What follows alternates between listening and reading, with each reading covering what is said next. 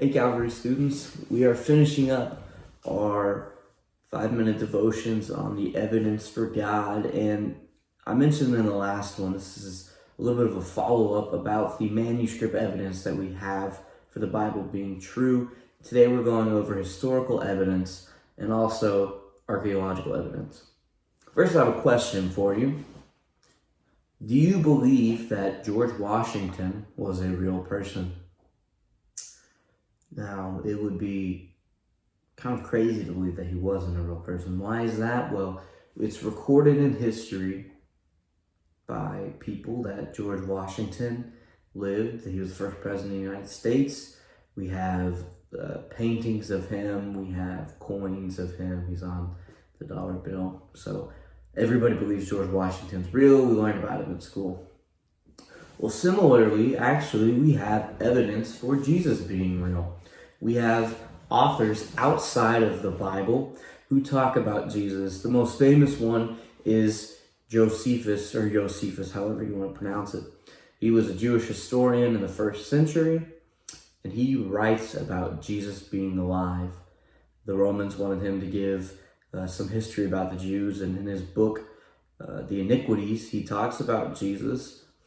And he goes on saying that Jesus was a man, if you wanted to call him a man, who performed a lot of miracles, and that he was the Messiah. Keep in mind that this is a Jew saying that, so that's pretty significant that he would say that. We also find in the Babylonian Talmud, which is another historical work of the Jews in the 1st century, that they speak about Jesus. They say that he was a sorcerer, and they were ready to stone him, and they cast him out of the city, but he got away. And the reason that they were trying to say and accuse him of sorcery is because he was performing miracles, and they didn't want to explain it any other way than saying he was a sorcerer. It talks about, actually, in the New Testament, that the Jews say that Jesus was working with the devil, or he was the devil. And Jesus simply says that a house divided cannot stand, so it wouldn't make sense for him to be the devil and cast out demons. Another one is a guy named Tacitus.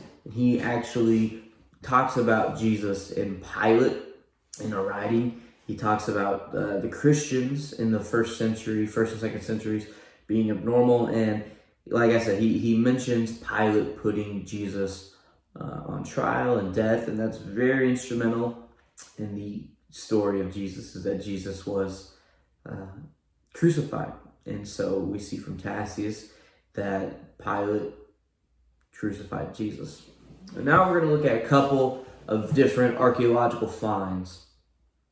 The first one is the Tandel Stele. I may have pronounced that wrong, but it is, they found tablets, and it talks about kings from I want to say it was like the 8th century, and it mentions kings of Israel who were defeated from the house of David, because a big claim is that David is not mentioned historically anywhere else, but we find in this finding that it speaks of the house of David, referring to King David in the Bible. Next one is the Pontius Pilate stone. They found it in 1961. Like I said earlier, Pontius Pilate's very instrumental in the crucifixion and death of Jesus. If Pontius Pilate didn't exist, then there's a really big chance that Jesus' trial didn't exist.